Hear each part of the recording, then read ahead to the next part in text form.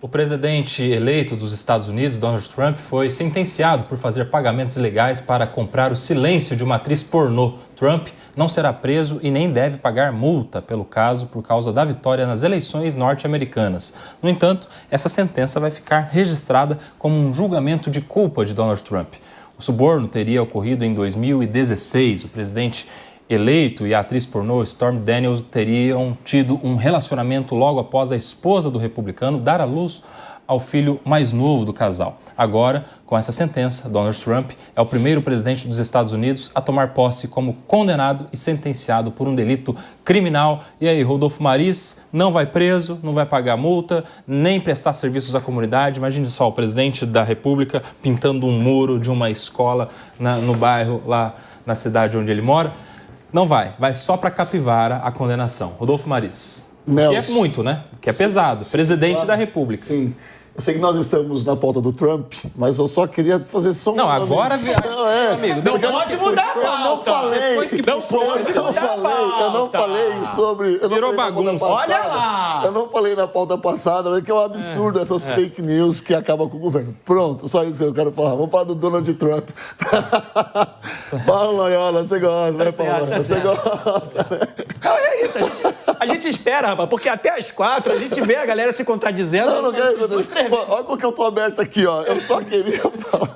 Mas, enfim, vamos lá. Donald Trump não será preso, também não vai pagar multa. Essa é a grande dúvida, ou era a grande dúvida da maioria. Se ele ia pagar uma multa ali, algum valor financeiro, não vai. E quem esperava o Donald Trump todo de laranja, fazendo menção, já que o rosto dele está todo laranja, aquele uniforme do presídio, né, americano, laranja, também isso não vai acontecer, porque é uma prerrogativa da lei dos Estados Unidos.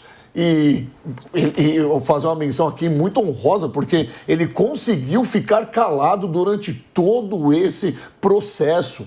Ele não atrapalhou o processo. Isso é louvável, porque todo mundo esperava que o Donald Trump fosse atrapalhar e fosse, de uma outra maneira, tentar conduzir ali as investigações. E a promotoria dos Estados Unidos agiu de uma forma contundente, foi até o fim e conseguiu a condenação do atual presidente dos Estados Unidos. Olha só, aliás, será empossado no dia 20 agora desse mês de janeiro, né?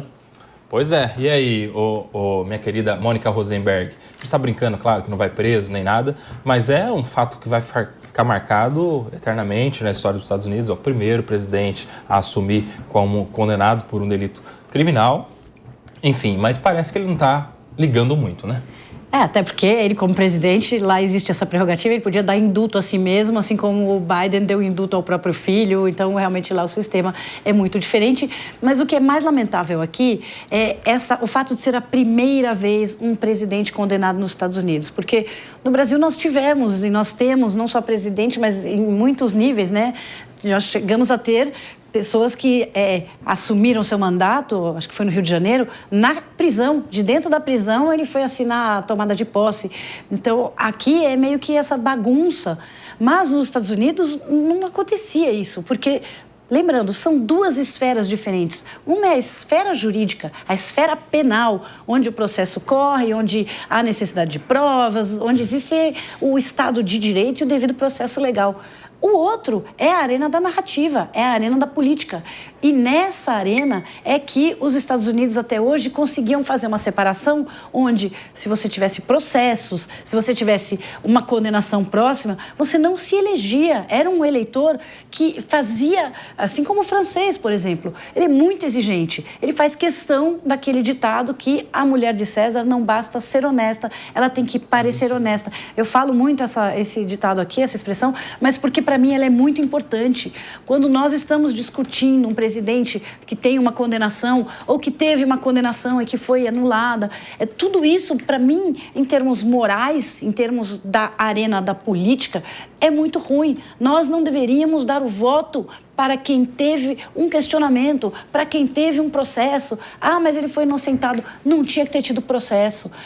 Mas o inimigo vai usar a justiça contra ele. Tudo bem, se ele teve a primeira condenação, mas na segunda, se foi confirmada, a gente tem que começar a ser seletivo e muito exigente com isso, enquanto eleitores. O Trump já estava com esse processo, a condenação dele na eleição, já tinha saído a condenação, ou se não tinha saído, já era certeza. tudo isso, para o eleitor americano, é que, para mim, é muito ruim. Mostra que eles, como eleitores, já não são mais os mesmos. E aí, Paulo Loyola? O que a gente está vendo, e aí vou reforçar, né?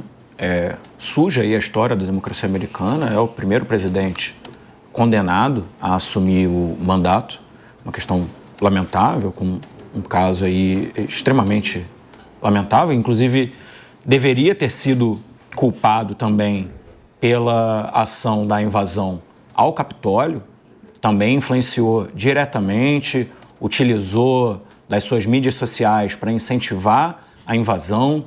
Tem diversas outras acusações sobre evasão de divisa fiscal e diversos outros pontos que, enfim, os advogados venceram aí, mas que a gente sabe que tem muitos pontos de acusação em relação ao presidente Trump.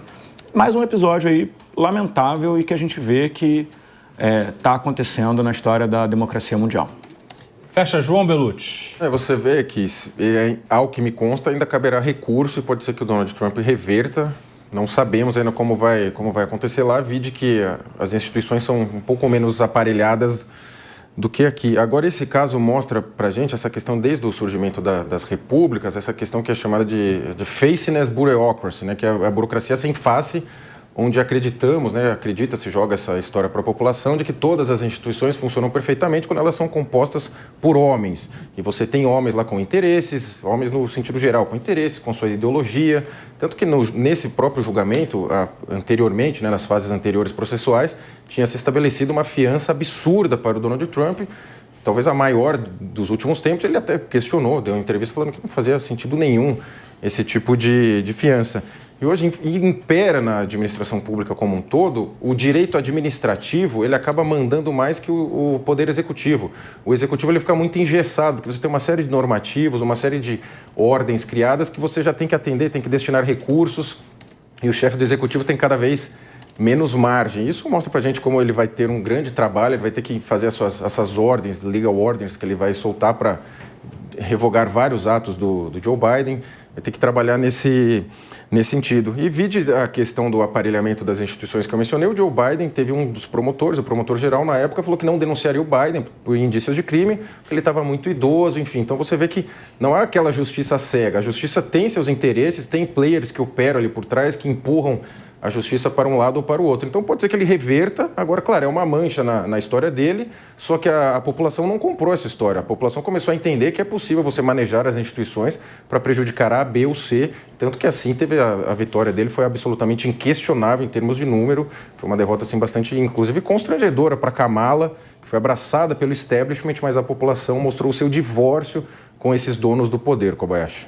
Ô Loyola, e se a gente pega o histórico, né, aí dos últimos anos, havia uma grande desconfiança de que o Trump não assumiria justamente pelos seus problemas com a justiça, o que acabou não acontecendo. Não só esse caso, alguns outros também, que ele responde à justiça americana. Agora, a partir da sua presidência, de uma condenação que não vai gerar nenhum tipo de resultado efetivo ali, de punição para ele, você acha que esses outros problemas com a justiça também tendem a não levar a nada? Com certeza. Na verdade, a questão de estar no poder e de estar na cadeira da presidência, para além da questão legal que impede que os processos continuem ali nos âmbitos que eles estão atualmente, tem toda a questão da influência que ele tem como presidente, que vai, se o Rodolfo me permitir eu voltar numa pauta aqui do início do programa, por favor, que tem a ver, inclusive, com a própria decisão do Zuckerberg, foi uma questão que a gente não comentou muito aqui, mas que tem muito a ver com a própria vitória do Trump, que está alinhada com a estratégia e com a proposta e com a ideologia que ele mesmo prega e que foi, que ficou muito famosa pela questão do próprio Elon Musk ali no Twitter. Então, quanto mais no poder, menos probabilidade de ter qualquer tipo de culpabilidade imputada a ele. Você concorda, Mônica? Infelizmente, concordo. tem essa questão de que o eleitor estar achando tudo bem, para mim, é muito preocupante, mas se o eleitor está aceitando, entendo que todos os processos vão ter esse mesmo caminho e todos os processos vão acabar dando em nada, o que é muito ruim, porque é uma quebra de paradigma que vai contagiar, contaminar, talvez o mundo inteiro. Vai começar a virar banal que a gente tenha pessoas condenadas disputando cargos políticos. Isso já acontece não só nos Estados Unidos, mas também em outros lugares do mundo, Mônica Rosenberg. Justamente. A volta de Donald Trump ao governo dos Estados Unidos despertou a esperança de um acordo diplomático para acabar com a guerra na Ucrânia. Ontem, Trump disse que uma reunião estava sendo marcada entre ele e o presidente da Rússia, Vladimir Putin. Desde o começo da guerra no leste europeu, o governo de Joe Biden já enviou mais de 170 bilhões de dólares em ajuda para a Ucrânia. Agora, a equipe de Donald Trump tem representado algumas propostas, ou apresentado algumas propostas para acabar com os conflitos. Mas, na prática, o acordo faria a Ucrânia perder boa parte do território. Rodolfo Maris, como é que você vê esta nova composição do novo presidente dos Estados Unidos com o Vladimir Putin, a guerra envolvendo a Ucrânia? Rodolfo Maris. Olha só, essa foi uma das bandeiras de campanha de Donald Trump para a presidência de 2025. Eu creio que a força política do Donald Trump pode sim interferir e, quem sabe, até cessar essa guerra, dependendo dos acordos que forem tratados ali, Nelson. O Donald Trump, no seu primeiro mandato ali, quando ele esteve à presidência dos Estados Unidos, em 2017, ele ficou extremamente oposto a tudo que estava acontecendo em relação às guerras que aconteciam ao redor do mundo. Então ele é uma pessoa que enfatiza nos seus discursos o cessar guerra. E nós esperamos que agora, depois do dia 20, essa pauta Ucrânia e Rússia seja de fato uma pauta relevante dentro ali do seu governo. Você acha que tem chance da gente encerrar esse conflito que já dura tantos anos, Paulo Loyola, entre a Rússia e a Ucrânia? Como o Donald Trump vai impactar nessa relação entre Rússia e Ucrânia, entre Putin e o Zelensky? É importante lembrar que esse conflito ele começa justamente com a tentativa da entrada da Ucrânia na OTAN, que tem um peso muito grande americano por trás. Em grande parte, essa guerra pelo lado ucraniano vem sendo financiada pelos Estados Unidos e o Trump tem tido uma posição de tirar financiamento desse processo, já tem dado aí algumas declarações. Agora, a grande questão é que as declarações do Trump e nada têm quase o mesmo valor, né? Essa declaração, vou anexar a Groenlândia, eu vou anexar o Canal do Panamá, eu vou anexar o Canadá, eu vou expulsar todos os imigrantes, aí depois volta, não, fica alguns, depende do que o Elon Musk mandou eu dizer.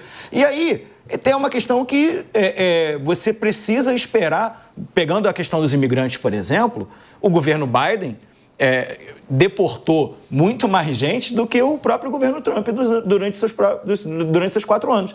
Então, separar essa bravata do Trump, como já foi dito aqui, do que ele de fato faz, é muito importante. Ele tenta muito capitalizar em cima desse processo, ele tem dado sinalizações de que de fato não seguirá apoiando e financiando mas não só esse processo, inclusive essa semana ele, na sua rede social própria, atacou o Netanyahu também, dando indicações de que também não continuaria financiando ali a guerra de Israel.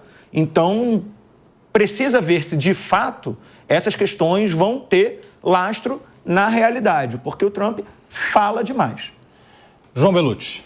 Você vê que o Trump é especialista nesse chamado soft power, quando você dá declarações para a pessoa fazer, às vezes, o que você quer, não necessariamente estando quando alinhada contigo. E a especialidade do Donald Trump é a negociação. E até está no próprio livro dele isso, que ele faz, você joga uma proposta absurda na mesa, começa a anexar Canadá, mudar o nome do Golfo do México para Golfo Americano. Então você faz uma proposta absurda, para depois qualquer proposta que fechar parece razoável diante dessa absurda que ele fez. Essa mesma do Canadá, ele já falou na sequência, no sentido de que os canadenses precisariam comprar mais produtos americanos, não faria sentido os Estados Unidos ser o grande financiador do Canadá. Então a estratégia dele é porque ele é desse meio de de negociação. No primeiro mandato, ele falava a questão da construção do muro, falava que ia construir o muro para separar a fronteira México e Estados Unidos e que o México pagaria o muro, ou seja, você joga o absurdo, depois o que você conseguir, que foi o muro, os Estados Unidos arcando, parece até aceitável. Agora, lamentavelmente, na questão da Ucrânia, você tem que o Zelensky, infelizmente, me parece o maior interessado em manter a guerra ativa, até porque o mandato dele foi prorrogado, ele recebe o dinheiro diretamente dos Estados Unidos, quando chega dinheiro em área de confronto ou países muito pobres com instituições fracas, quem domina o dinheiro é quem está lá no poder. Então chega para o Zelensky, é difícil acreditar que 100% do dinheiro esteja indo para custear a guerra ou a defesa da Ucrânia, porque a indústria da guerra, ela movimenta muito o mundo e o dinheiro chega onde não há controle algum. Não vai ter o Tribunal de Contas da Ucrânia, não vai fiscalizar o dinheiro, ele vai para lá e sabe-se Deus o que está sendo feito com esse dinheiro. Então a indústria da guerra, ela fica interessante tanto para o Putin quanto para o Zelensky. E imagino também que o Trump não vai se expor em termos bélicos, mas vai usar esse soft power, essas declarações, para de alguma forma encerrar a guerra, e a Ucrânia vai ser a grande prejudicada, vai perder grande parte do seu território. E lembrando que na Ucrânia tem muitos ucranianos pró-Rússia, que realmente gostariam de ser anexados pela Rússia, com toda a história lá da cortina de ferro, Kobayashi. Vamos parar de falar de guerra, vamos falar de coisa boa? E não é da TechPix. Você quer falar, Mônica? Mas é 30 segundos, vai lá, só para falar que eu estou muito feliz que o Trump agora tem esses superpoderes, que não só vai acabar com a guerra da Rússia, mas também vai providenciar o retorno dos reféns de Israel, que ele já disse que até dia 20 tem que voltar todos os reféns. Estou torcendo.